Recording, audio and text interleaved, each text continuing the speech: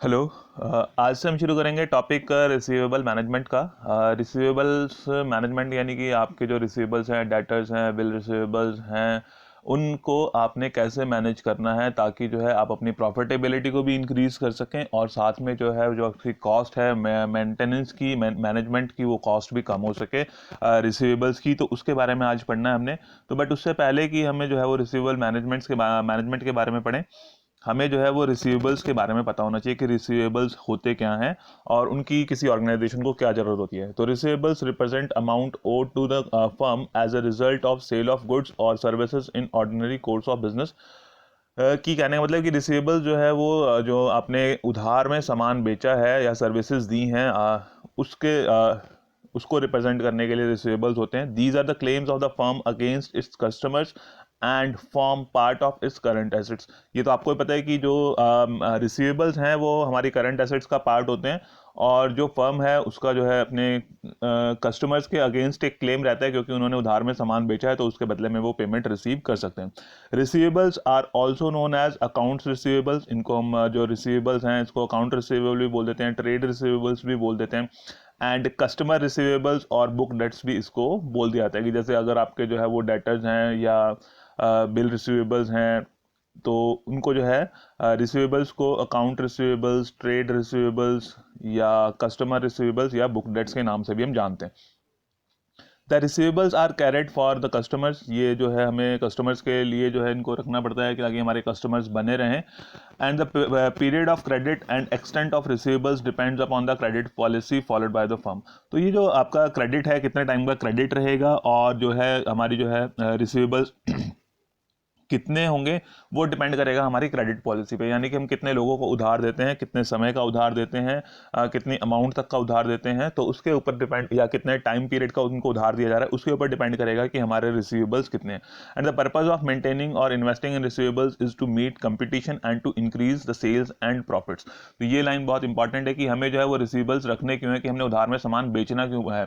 तो उधार में जो सामान हम बेच रहे हैं, जो हम क्रेडिट पे सामान बेच रहे हैं, चाहे वो सामान है यानी गुड्स हैं या सर्विसेज हैं, वो उधार में इसलिए बेचने पड़ते हैं। एक तो पहली बात सबसे मेन इंपॉर्टेंट कि हमें कंपटीशन फाइट करना है। कि कंपटीशन यानी कि मतलब कि वो सामान या सर्विसेज देने वाले बहुत सारे लोग हैं और उनके साथ compete करने के लिए, कि कस्टमर्स को अट्रैक्ट करने के लिए हमें कुछ फैसिलिटीज़ प्रोवाइड करनी पड़ती हैं अपने कस्टमर्स को। तो उसमें से एक जो मेजर इंपॉर्टेंट फैसिलिटी है दैट इज़ क्रेडिट फैसिलिटी। कि हमारे को अपने जो है वो कस्टमर्स को क्रेडिट देना पड़ता है। जब हम उनको क्रेडिट देते हैं तभी वो हमारी ऑर्गेनाइजेशन की तरफ अट्रैक्ट होते हैं। कि यानी कि अगर हमारे परमानेंट कस्टमर्स हैं तो हो सकता है कि बाद में उनको जो है वो क्रेडिट पीरियड कम कर दिया जाए, बट नए कस्टमर्स को अट्रैक्ट करने के लिए हमें जो है वो क्रेडिट देना पड़ता है। तो कंपटीशन को मीट आउट करने के लिए कि आप जो है जो आपके कंपटीटर्स हैं उनसे जो है उनके मार्केट शेयर को कम करके अपने मार्केट शेयर को बढ़ा सकें, तो उसके लिए क्रेडिट फैसिलिटीज देनी पड़ती हैं।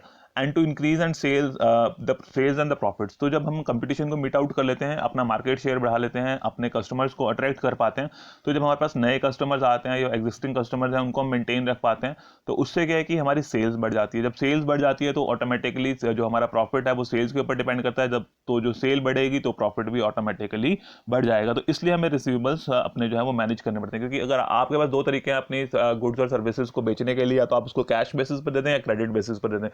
तो अगर आप उसको कैश बेसिस पर सेल करते हैं अपने गुड्स और सर्विसेज को, तो उससे आपको लिमिटेड नंबर ऑफ कस्टमर्स ही मिल सकते हैं। क्योंकि एक नॉर्मल जो आपका बिजनेस का रूटीन है, उस रूटीन में या ऑर्डिनरी कोर्स ऑफ बिजनेस में क्या है कि मोस्टली कस्टमर्स ये चाहते हैं कि उनको क्रेडिट फैसिलिटीज़ मिले। तो वो क्रेडिट फैसिलिटीज़ जो है हमें देनी पड़ती हैं ताकि जो है हम अपने कस्टमर्स को अट्रैक्ट कर सकें। तो कस्टमर्स को अट्रैक्ट करने के लिए, अपना मार्केट शेयर बढ़ाने के लिए, अपने सेल्स को इंक्रीज करने के लिए जो है हमें क्रेडिट फैसिलिटीज़ प्रोवाइड करनी पड़ती हैं। क्योंकि बहुत ही लिमिटेड लोग हैं जो कि कैश में से जो है सामान खरीदने के लिए, सर्विसेज एक्वायर करने के लिए तैयार रहते हैं। तो अपने सेल्स को बढ़ाने के लिए, अपने प्रॉफिट को बढ़ाने के लिए हमें जो है रिसीवेबल्स में इन्वेस्टमेंट करनी पड़ती है। तो ये मेन हमारा पर्पज रहता है ताकि हम अपने सेल्स और प्रॉफिट को बढ़ा सकें। Then cost of maintaining receivables. अब बात आती है कि जो हमारे रिसीवेबल्स हैं इनको हमें मैनेज तो करना ही है, रखना भी पड़ेगा, क्योंकि उधार में सामान बेचना ही पड़ेगा। बट अगर हम उधार में बेचते हैं तो उसकी वजह से कुछ कॉस्ट जो है उसको रिसीवेबल्स को मेंटेन करने के लिए होती हैं। तो उसमें से जो पहली कॉस्ट है that is cost of financing receivables. Financing receivables की यानी कि जो रिसीवेबल्स हैं जो आपके जिनको आपने उधार में सामान बेचा है, तो बट आपकी तो इन्वेस्टमेंट हो रही है, तो अब आपकी जो इन्वेस्टमेंट हो रही है उन गुड्स को, सर्विसेज को प्रोड्यूस करने में, मैन्युफैक्चर करने में, एक्वायर करने में, उसके लिए आपको फंड्स कहीं ना कहीं से जो है वो रेज करने पड़ते हैं। कहीं ना कहीं से वो फंड जो है आपको रेज करने पड़ेंगे यूज करने के लिए।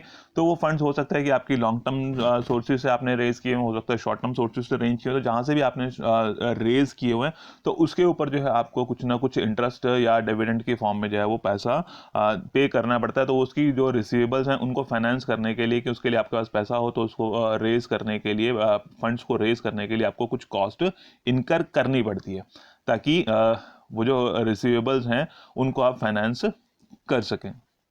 देन सेकंड आती है कॉस्ट ऑफ कलेक्शन। अब रिसीवेबल्स को फाइनेंस करने के लिए एक बार तो आपने जो है वो कॉस्ट इनकर कर ली, फंड्स जो है किसी न किसी सोर्स से आपने रेज कर लिए, बट अब आपने जो है रिसीवेबल्स उधार में सामान बेच दिया, तो इसका मतलब ये तो नहीं है कि आपको वो उधार वापस नहीं चाहिए। आपने उधार में सामान बेच दिया है तो उस उधार को आपने कलेक्ट भी करना है। तो कुछ कस्टमर्स ऐसे हो सकते हैं कि जो अपने जो क्रेडिट पीरियड है आपने उनको क्रेडिट 2 महीने का, 3 महीने का, जितने महीने का क्रेडिट आपने अलाउ किया है उतने टाइम के बाद ऑटोमेटिकली या उससे पहले ही जो है वो पेमेंट्स अपनी कर देते हैं। बट कुछ कस्टमर्स हमारे ऐसे भी हो सकते हैं जो है टाइमली पेमेंट नहीं करते। अब टाइमली पेमेंट नहीं करते तो फिर क्या है कि हमें अपने जो है वो उनसे कलेक्शन के लिए एफर्ट्स करने पड़ते हैं। अब कलेक्शन से एफर्ट करने हैं तो कभी उनको पेमेंट्स के रिमाइंडर्स भेजने पड़ते हैं, कभी टेलीफोनिक कॉल्स करनी पड़ती हैं, कभी उनको जो है वो जो है अपने पर्सनल विजिट करनी पड़ती है। तो कई सारे मेथड्स हमें अडॉप्ट करने पड़ते हैं, या फिर कुछ अपने एम्प्लॉयज़ को हायर करना पड़ता है कि जी वो कलेक्शन के लिए उसमें काम में इन्वॉल्व रहेंगे।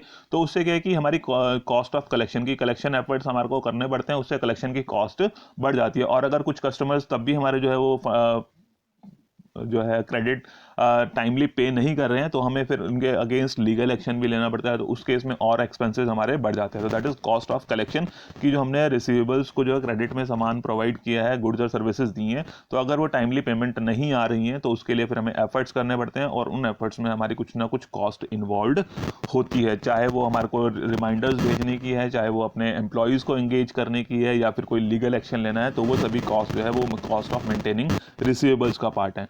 And third part is bad debts की। अगर जो है हमने जो है उसको कॉस्ट ऑफ कलेक्शन की, कलेक्शन के लिए अपने एफर्ट्स कर लिए हैं, हमने जो है वो सभी तरह से जो है उसको कोशिश की है कि पैसा हमें मिल जाए, बट अगर फिर भी नहीं मिलता है, दैट इज बैड डेट्स की। कस्टमर जो है वो पूरी तरह से फेल हो जाता है कि हमारे जो है वो डेट्स पे नहीं कर पा रहा है, तो दैट कन्वर्ट जो डेटर्स हैं हमारे बैड डेट्स में कन्वर्ट हो जाते हैं। वो हमारा लॉस है कि हमने जो है इतनी इन्वेस्टमेंट, जो भी उसमें गुड्स और सर्विसेज में इन्वेस्टमेंट की हुई थी, जो खर्चा हमारा हुआ था, जो कॉस्ट हमने इनकर की हुई थी, वो कॉस्ट भी हमारी जो है वो रिकवर नहीं हो पाती। तो ये बैड डेट्स का जो है एक मेजर इंपॉर्टेंट एक्सपेंस या कॉस्ट ऑफ मेंटेनिंग रिसीवेबल्स रहता है, कि हमारे जो रिसीवेबल्स हैं वो नहीं मिल पा रहे हैं, और कस्टमर जो है वो पूरी तरह से फेल हैं, कि फेल हो चुके हैं, कि वो आपके टाइमली डेट्स को पे नहीं कर पा रहे हैं, उधार को पे नहीं कर पा रहे हैं, तो वो बैड डेट्स में कन्वर्ट हो जाते हैं। तो ये दो तीन मेन मेजर कॉस्ट इन्वॉल्व होती हैं जब आपने रिसीवेबल्स को मैनेज करना है।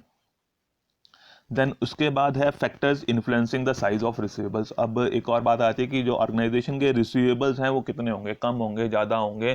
तो उसको इफेक्ट करने के लिए बहुत सारे फैक्टर्स हैं, जो इन फैक्टर्स का इफेक्ट जो है वो हमारे रिसीवेबल्स के ऊपर पड़ता है, कि वो डायरेक्टली और इनडायरेक्टली जो है वो बहुत सारे फैक्टर्स जो है वो रिसीवेबल्स को इन्फ्लुएंस करते हैं। तो वन बाय वन हम उनके बारे में देख लेते हैं कि कौन कौन से फैक्टर्स ऐसे हैं जो रिसीवेबल्स को इन्फ्लुएंस करते हैं। तो सबसे पहला जो है हमारा, that is size of credit sale. वो जो सबसे मेन इंपॉर्टेंट और डायरेक्ट फैक्टर है, that is size of credit sale, कि आप कितना उधार में सामान बेच रहे हैं, चाहे वो गुड्स एंड सर्विसेज हैं। तो सेल का मतलब आपने गुड्स और सर्विसेज दोनों से लेके चलना है, कि हमने जो है वो जो सेल की है उसमें से कितना पार्ट हमारा क्रेडिट में है। क्योंकि अगर कैश सेल है तो कैश सेल में आपने किया, साथ साथ बेचा, सामान के बदले में पैसे आए, देयर इज नो रिसीवेबल्स, की कैश सेल में कोई रिसीवेबल का आपका झंझट ही नहीं है। बट अगर आपने उधार में सामान बेचा है तो फिर क्या है कि उसमें आपके रिसीवेबल्स बढ़ जाते हैं। जितनी ज़्यादा क्रेडिट सेल उतने ज़्यादा जो है वो रिसीवेबल्स हमारे बढ़ जाते हैं, और अगर कम होगी क्रेडिट सेल तो रिसीवेबल्स भी कम होंगे कंपैरेटिवली। Then credit policies. अब क्रेडिट पॉलिसी का मतलब है कि कितने टाइम का क्रेडिट जो है हम उनको प्रोवाइड कर रहे हैं, एंड हमारी जो क्रेडिट पॉलिसी है वो लिबरल टाइप की पॉलिसी है या फिर स्ट्रिक्ट टाइप की पॉलिसी है, कि स्ट्रिक्ट टाइप की पॉलिसी, यानी कि हम कह रहे हैं कि 3 महीने तो 3 महीने के अंदर अंदर पेमेंट हो जानी चाहिए, नहीं तो फिर जो है हम उसके अगेंस्ट लीगल एक्शंस वगैरह जो है वो जल्दी से जल्दी स्टार्ट कर देते हैं। बट अगर दूसरी तरफ हमारी जो क्रेडिट पॉलिसी है वो लिबरल टाइप की है, तो हम जो उसको जो है वो स्टेप बाय स्टेप जो है वो पहले उसको जो है वो टेलीफोनिक कॉल्स, रिमाइंडर्स, फिर पर्सनल विजिट्स, तो इस तरह से जो है वो स्टेप बाय स्टेप जो है अपनी पॉलिसीज फॉलो करते हैं। लिबरल पॉलिसी की मतलब उसको आराम से जो है वो क्रेडिट को कलेक्ट करने की कोशिश करते हैं। तो अगर लिबरल पॉलिसी होती है तो उस केस में फिर जो है हमारे रिसीवेबल्स बढ़ जाते हैं, जो कि कस्टमर्स टाइमली पे नहीं करना चाह रहे हैं, फिर उनके अगेंस्ट कोई एक्शन नहीं लिया जा रहा है, तो फिर हमारी जो है वो कलेक्शन डिले हो जाती है, रिसीवेबल्स का साइज बढ़ जाता है। पर दूसरी तरफ अगर हम स्ट्रिक्ट पॉलिसी फॉलो करते हैं तो वो हमारे जो है रिसीवेबल्स हमें टाइमली रिसीव हो जाते हैं और जो साइज ऑफ रिसीवेबल है वो भी कम हो जाता है। Then terms of trade. Terms of trade का मतलब है कि आप जो है उनको कितना क्रेडिट के साथ जो है वो डिस्काउंट फैक्टर्स जो है टर्म्स ऑफ ट्रेड की डिस्काउंट को आपने कितना किस तरह से जो है वो लिंक किया हुआ रिसीवेबल्स के साथ। तो वो कुछ टर्म्स एंड कंडीशंस हैं कि आपने जो है क्रेडिट पीरियड के साथ डिस्काउंट को भी अगर साथ में जोड़ा हुआ है कि अगर आप इतने टाइम में पेमेंट कर देते हैं तो आपको इतना % डिस्काउंट मिलेगा, अगर आप इतने टाइम में पेमेंट करते हैं तो इतना डिस्काउंट मिलेगा। तो अगर वो जो है जल्दी प्रॉम्प्ट पेमेंट्स के लिए आपने जो है वो कुछ उसमें फैक्टर्स साथ में जोड़ दिए हैं डिस्काउंट के लिए, तो डिस्काउंट फैसिलिटी का फ़ायदा उठाने के लिए जो है वो कुछ कस्टमर्स टाइमली हमें पेमेंट कर देते हैं। तो अगर वो डिस्काउंट्स को हमने लिंक किया हुआ है क्रेडिट फैसिलिटी के साथ, तो क्या है कि हम जो है वो अपने रिसीवेबल्स को कम कर सकते हैं। बट अगर वो डिस्काउंट फैसिलिटीज़ नहीं है तो कस्टमर्स की कोशिश रहती है कि या तो लास्ट डे पे पेमेंट की जाए या फिर जो है उसको जितना डिले हो सके उतना डिले किया जाए।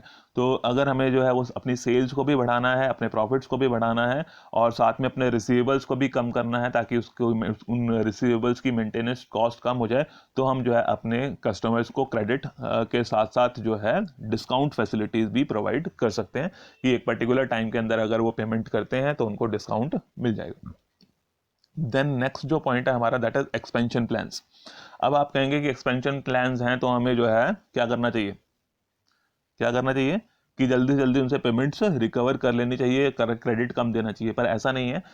अगर हमें एक्सपेंशन प्लान्स हमारे हैं ऑर्गेनाइजेशन के, यानी कि हम अपने बिजनेस को एक्सपेंड करना चाह रहे हैं, तो एक्सपेंड करने के लिए क्या है कि अपने बिजनेस को बढ़ाने के लिए हमें नई मार्केट्स में एंटर करना पड़ता है। तो नई मार्केट्स में एंटर करना है दैट मीन्स कि आपको नए कस्टमर्स को अट्रैक्ट करना है, और नए कस्टमर्स को अट्रैक्ट करने के लिए क्या है कि आपको अपने कस्टमर्स को क्रेडिट फैसिलिटीज़ देनी पड़ती हैं एज एन इंसेंटिव, कि उनको जो है एक इंसेंटिव मिले, कि जो है एक फ़ायदा दिखे अपना कि यहाँ ये ऑर्गेनाइजेशन हमें जो है वो क्रेडिट फैसिलिटी दे रही है, इतने टाइम का क्रेडिट दे रही है, तो उससे जो है हम कस्टमर्स को, नए कस्टमर्स को अट्रैक्ट कर सकते हैं। और जो अगर हम नई मार्केट्स में एंटर होना चाहते हैं, अपने ऑर्गेनाइजेशन के कुछ एक्सपेंशन प्लान्स हैं, तो उसके लिए जो है हमें क्रेडिट फैसिलिटीज़ को बढ़ाना पड़ता है। और हो सकता है कि इन केस कि अगर आपके पास परमानेंट कस्टमर्स हैं तो उनके जो है वो क्रेडिट पीरियड को बाद में आप रिड्यूस भी कर सकते हैं, बट नए कस्टमर्स को अट्रैक्ट करने के लिए एक इंसेंटिव पॉइंट ऑफ व्यू से आपको जो है उनको क्रेडिट फैसिलिटी देनी पड़ती है। देन रिलेशनशिप विद प्रॉफिट की जो आपकी रिसीवेबल्स हैं, जैसे मैंने बताया कि रिसीवेबल्स जितने ज़्यादा होते हैं, जितनी क्रेडिट फैसिलिटी आप देते हैं उतनी आप अपनी सेल्स को इंक्रीज़ कर पाते हैं, और जितनी आप सेल्स को इंक्रीज़ कर पाते हैं उससे उससे जो है आपके प्रॉफिट्स बढ़ जाते हैं। बट वो भी एक सर्टेन लिमिट तक होता है, क्योंकि अगर आप जो है वो उधार में सामान दिए जा रहे हैं, उधार में सामान दिए जा रहे हैं और देने से आपकी सेल्स बढ़ जाएगी, क्योंकि जो भी कस्टमर है उसको सिर्फ अभी उधार में सामान लेना है और उसकी पेमेंट अभी साथ साथ नहीं करनी है। बट एक सर्टेन लिमिट के बाद क्या है कि अगर वो जो आपने क्रेडिट अलाउ किया है उस अगर क्रेडिट की रिकवरी नहीं हो पा रही है, तो वो जो सेल बढ़ी है उस सेल से हमारे प्रॉफिट्स नहीं बढ़ पाएंगे। उससे क्या होगा कि हमारे बैड डेट्स बढ़ जाएंगे अगर एक सर्टेन लिमिट से ज़्यादा हम जो है वो क्रेडिट फैसिलिटी जो है वो कस्टमर्स को देते हैं, या उससे ज़्यादा हम जो है वो क्रेडिट अलाउ करते हैं या क्रेडिट सेल्स अपनी ज़्यादा बढ़ाते हैं। तो उससे क्या है कि हमारी जो है वो एडिशनल कॉस्ट जो है या cost of collection, bad debts, ये रीजंस हैं जो हमारे बढ़ सकते हैं। कलेक्शन की कॉस्ट बढ़ सकती है, बैड डेट्स बढ़ सकती है, जिससे हमारा अल्टीमेट प्रॉफिट जो है वो कम हो सकता है। तो हमें देखना है कि किस एक्सटेंट तक जो है हम अपने रिसीवेबल्स को बढ़ा सकते हैं। तो उसके साथ भी हमारे साइज ऑफ रिसीवेबल डिपेंड करेंगे कि वो प्रॉफिट्स के साथ कितना लिंक्ड है, कि हम उस सर्टेन लेवल तक ही अपनी क्रेडिट फैसिलिटीज अपने कस्टमर को दे सकते हैं, जिससे हमारे जो है वो प्रॉफिट्स कम ना हो और बढ़ रहे हो। Then credit collection efforts.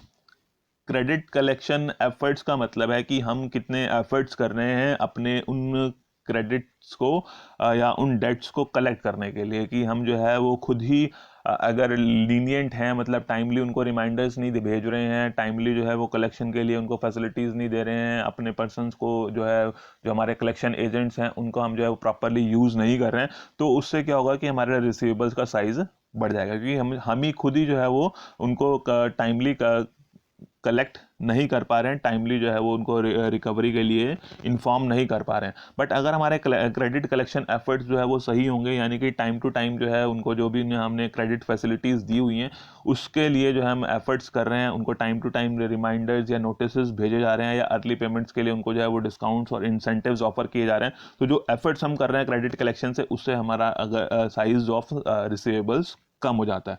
तो आउटस्टैंडिंग जो रिसीवेबल्स हैं उनको हम कम कर सकते हैं अगर हम अपने क्रेडिट कलेक्शन एफर्ट्स को टाइम से और एफिशिएंटली करते हैं। तो एक एफिशिएंट कलेक्शन मशीनरी हमारी होगी, तो उससे हम जो है वो साइज ऑफ रिसीवेबल्स को कम कर सकते हैं, अपने प्रॉफिट्स को बढ़ा सकते हैं। Then habits of customers. अब हैबिट्स ऑफ कस्टमर्स की हमें जो है वो अपने कस्टमर्स के बारे में नॉलेज होनी चाहिए कि हमारे कस्टमर्स कैसे हैं। तो उनकी जो हैबिट्स हैं, वो हैबिट्स का मतलब कि कुछ लोग होते हैं जिनको, या कुछ हमारे कस्टमर्स ऐसे हो सकते हैं कि जिनको आदत है कि उन्होंने पेमेंट्स को डिले करना है। बेशक वो फाइनेंशियली साउंड है, बट उनकी आदत है कि उन्होंने जो है वो पेमेंट्स को डिले करना है। तो इस तरह के अगर कस्टमर्स हैं हमारे, तो उनकी आदतों के बारे में हमें जानकारी होनी चाहिए, और उन कस्टमर्स के साथ हमें टाइम टू टाइम टच में रहना पड़ता है, और उनको रियलाइज़ कराना पड़ता है कि हमें जो है वो पैसे की बहुत ज़्यादा ज़रूरत है, इसलिए हमारी पेमेंट जो है वो टाइमली कर दी जाए। तो अगर आप इस तरह से उनको रियलाइज कराते हैं, उनको टाइम टू टाइम रिमाइंडर्स भेजते हैं, तो जो कस्टमर्स की हैबिट्स है पेमेंट्स को डिले करने की, वो कम हो जाती है, और टाइमली आपको पेमेंट मिल जाती है, साइज ऑफ रिसीवेबल्स ऑटोमेटिकली कम हो जाते हैं। और यही फैक्टर्स हैं मोर और लेस कि जिनके ऊपर आपके जो है वो रिसीवेबल्स का फोरकास्ट डिपेंड करता है कि आपके कितने रिसीवेबल्स होंगे।